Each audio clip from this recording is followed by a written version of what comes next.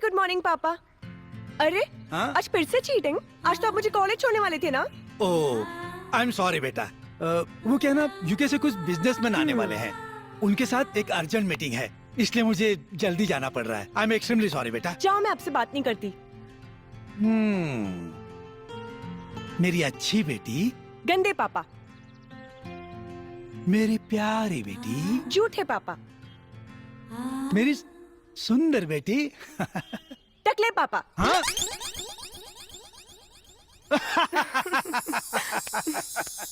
दिलवा ले गईलू रानी बोतल में भर के, कहाँ चल गईलू हमके दीवाना करके। देसिका दिलवा ले गईलू रानी बोतल में भर के। मैडम जी आओ तारी, जल्दी से गेट खोलो, सलूट करो और गेट खोल के जल्दी से सलूट तान दो। हाँ। देसिका। अरे बाप रे, हम तो अपना मन जोगे रानी के निगरानी में लागल बानी।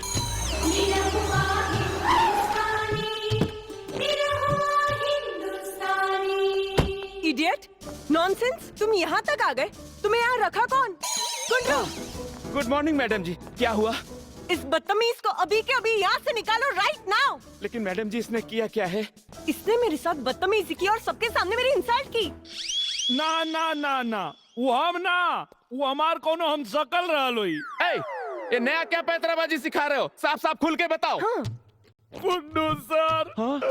तू हमरा पे भरोसा नहीं करत। अब गांव से लेके यहाँ तक तुम्हार पोंछ पकड़ के नहीं मर दे, एक सेकंड खातिर तो से दूर ना भइली। हाँ। और तू हमार भरोसा नहीं करत। हाँ मैडम जी, ये एकदम सही कह रहा है। ये गांव से तो हमरा संगे संगे इधर आया है, एक को मिनट एने सोने गया नहीं। एकदम सही कह रहा है, नौकरी कसम। तुम झूठ बोल रहे हो ना? ना, माई की कसम खाला, भरोसा नहीं को। माई कसम, ये बिल्कुल सही कह रहा है। हाँ भाई, भरोसा। माई की कसम क्यों झूठा खा सकेला का? Shut up. अरे सोटे के कहतारी। चुप रहे खातिर कहतारी। सॉरी मैडम जी। जय हिंद। एक शक्ल के दो आदमी। जय भारत।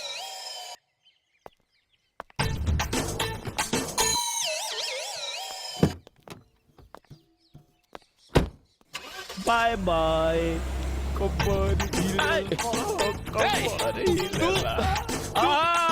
सही मुझे तारा का ये तो बाड़ी हमार बन जोग रानी। तो आदमी बाड़ा के पैजामा तारा मालूम बा कि तू का कहता रे? अब तनी हमरा से तमीजो में बतियाई हो। अच्छा, काहे कि अब बंगला के होखे वाला हम मालिक होई बेटा। ई बेटा केकरा कहले हो? हाँ, अच्छा छोड़, चलो मोबाइल दा। ऊ काहे खातिर? मर्द मोबाइल दा। रुक रुक रुक, का करबे मोबाइल लेके? माई के बतावे के पड़ी ना कि ओकर पतो मिल गइल। बैलेंस बहुत कम बा। कोनो बात ना, हम चला ले। हाँ, हाँ। हेलो। हाँ बाबूजी, पा लगी तनी माई के फोन दा, हमने रहू बोला थई। हेलो, कौन बोला तारा रे? जागरू? अरे जागरू ना, निरहू बोला थई। माई के फोन दा, बैलेंस खत्म हो जाई। बांग्लादेश? अरे बांग्लादेश ना, बैलेंस खत्म हो जाई। माई के फोन दा। गाय के? अरे गाय के ना हो, माई के फोन दा। कहाँ से बोला तारा रे? अरे मुंह से बोला था नहीं, और कहाँ से बोला? अरे ट्रैक्टर में चला था ना, यही से सुनात नहीं थे। पहले देखा के बा। हेलो माई। हेलो, ए बाबू। अरे सुनात नहीं खे बाबू, टावर में आवा, टावर में। टावर नहीं के पकड़ा। एक मिनट, टावर पकड़ा होता है। हाँ। अरे मैया के मैया, हमार फोन। अरे बा, भाई अब सुना था। माई रे मिल गई लड़की हसीन, कैसे बताई हम बिया कम सीन। अच्छा। हाँ, माई रे मिल गई लड़की हसीन, कैसे बताई हम बिया कम सीन। लागल मोहब्बत के आगे, अब पूछब ना से ना पूछता। अरे फोटो भेजा पतो के हो देखी। जूझता गरीबी से बिहार, तोहरा प्यार समझाता। जूझता गरीबी से बिहार, तोहरा प्यार समझाता।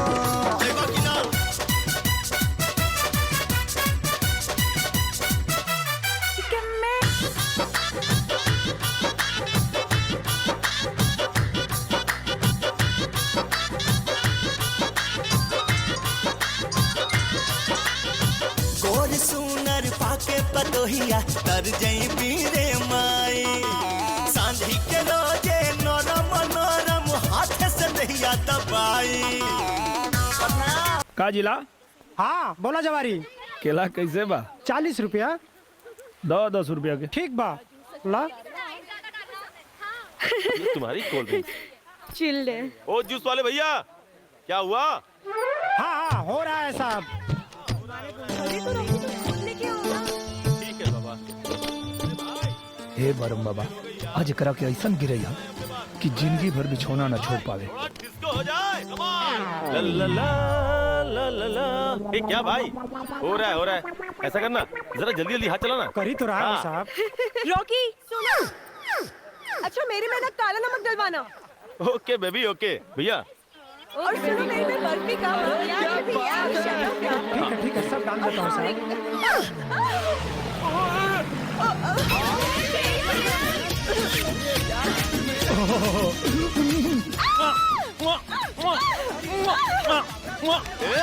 दूर हटो बेवकूफ गंवार देहाती। रॉकी सबने किसके ऐसे मारा? Just kill him. Don't worry अब देखता हूँ ये बेवकूफ गंवार यहाँ से बच के कैसे जाता है। ए, बिलायती बानर हम इनका पे ना ये हमारा पे गिर लिया और गलती से चुम्मा ले लिया तो हमारा गांव में कोनो काम 11 हाली कइल जाला तब शुभ होला। अभी 8 चुम्मा लेनी हो तो बिचवा में आ गिला हो।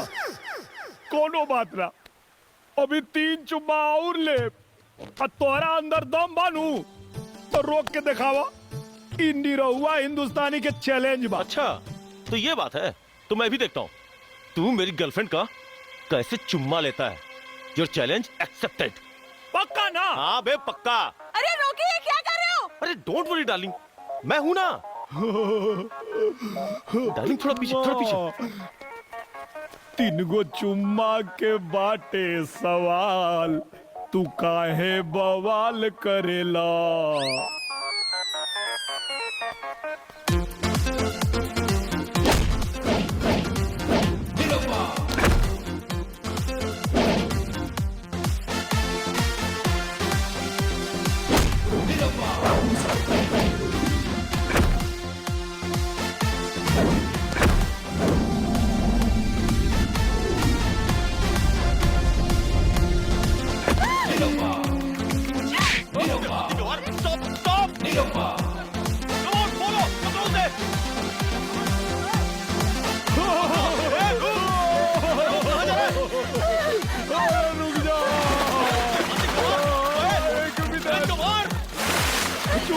चुम्मा दे दे चुम्मा दे दे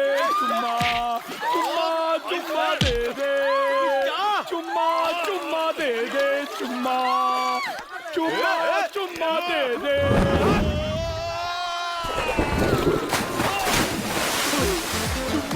चुम्मा दे दे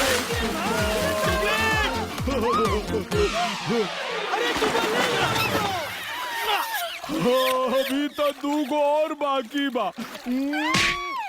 अरे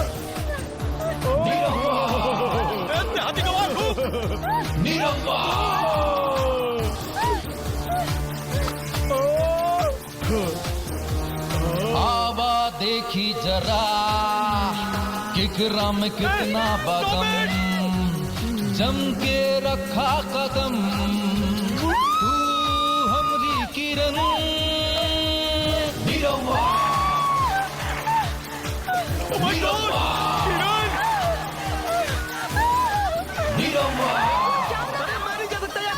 अरे तू जाना। आवा देखी जरा किकरा में कितना बदम जम के रखा कदम तू हमरी किरण।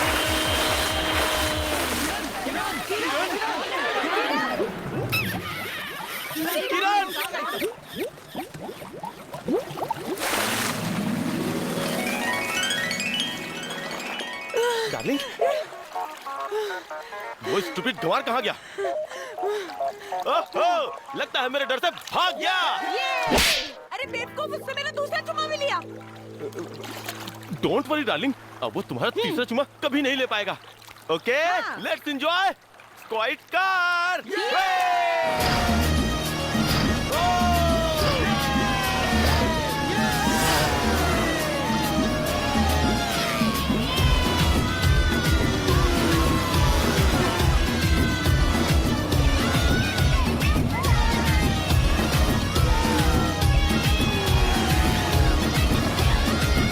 अरे जुम्मे की रात है, जुम्मे की बात है, अल्लाह बचाए तुझे मेरे वार से।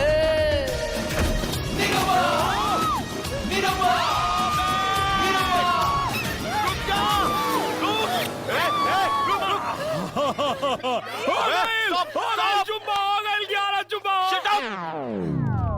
तुझ्या तर पप्पी घेतोस छोड़ना नहीं, चल तुला दाखवतो तेरे को हवा की हवा खिलाता हूँ चल हमरा उसी को बिगाड़ नहीं। क्या हाँ चल। हमके बचा ली। अरे, इंस्पेक्टर चल इस देहाती चल। गवार को छोड़ना नहीं, हाँ, छोड़ना नहीं मैडम, इसको। मैडम, इसको बिल्कुल नहीं छोड़ना। गवार देहाती। किरण किरण किरण कांता भाई जल्दी करो, लेट हो रहा है। होय साहेब झालं बघा. हाँ सोनिया बेटा बोलो। किरण बेहोश हो गई। What? किरण बेहोश हो गई? कैसे? कहाँ है वो? डॉक्टर अंकल, किरण कैसी है अब? डॉक्टर। कुछ पता चला क्या?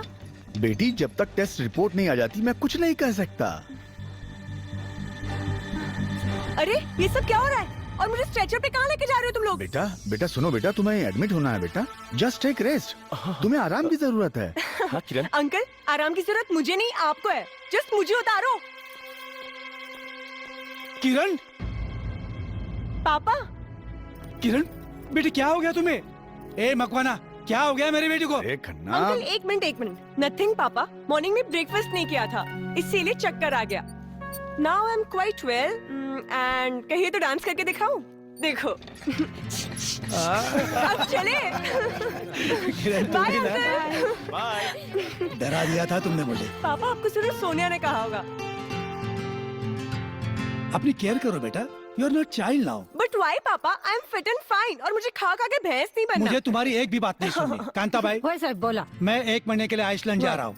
वहाँ फोन लगे ना लगे, बर. डॉक्टर ने किरण को आराम करने के लिए कहा है और इस 1 महीने में किरण को घर से बाहर नहीं जाने देना है, समझी? नाही. और एक बात, काय? इसके खाने पीने का अच्छे से ध्यान रखना। तुम्ही काय भी चिंता कर नका साहेब. मैं अच्छे से ख्याल रखूंगी मैम सबका. बाय बेटा, bye papa. Take care. You too. Bye uncle. Bye papa. Bye. Take care and happy journey. Bye बेटा, बाय। साहब साहब साहब। अरे कुन्नू साहब, सर हाँ? हमके बता रहे तू हमके छोड़वा ले बा। तू थोड़ा देर चुप रह सकेले? बात कर रहल बानी ना।